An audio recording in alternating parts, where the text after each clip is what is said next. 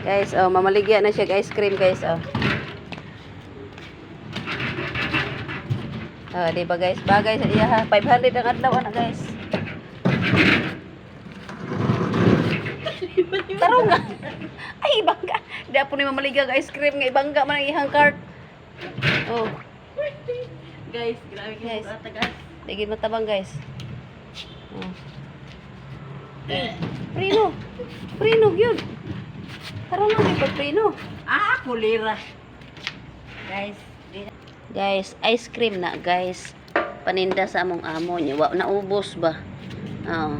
mga pang Unsa ni? yun. Cheese flavor, strawberry, Chocolate. and chocolate. Coffee. Coffee ni siya. Di lang makita kay itong po na coffee. Na, guys. Unya, kutkuton sa mga pobre, guys. Kutkuton. So, tipo na naglamon na siya, guys. Naglamon na siya. Ang tanim. So, ayan, guys. Maghati-hati na kami, guys. Hati-hatiin namin yung tatlong flavor. Ayan. Sa akin yan ang isa. Din sa kanya din. Kay Maribek yung isa. Tapos yung isa. Yung sa kasama namin, kasama namin stay out. Papapasok yun bukas.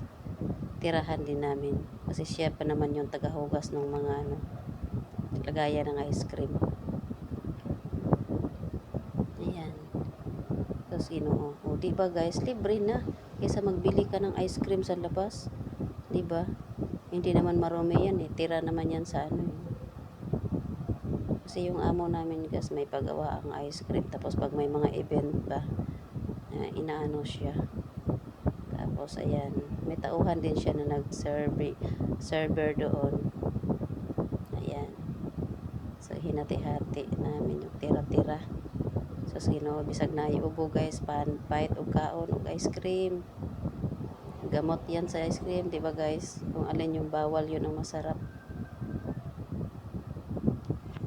Kaya ice cream pa more. Tapos ang ending nito, ubo pa more. Yan yun. Grabe, kunti lang yung sa akin, no? Grabe naman tong naghati na to. Swapang naman ito. Kunti lang yung sa akin. Sa kanya yung pero mas makunti yung isa. Yung nasa yellow. Oh, yun yung sa kanya. Oh. Hawak-hawak niya. Uy, marami sa kanya. Madaya talaga to.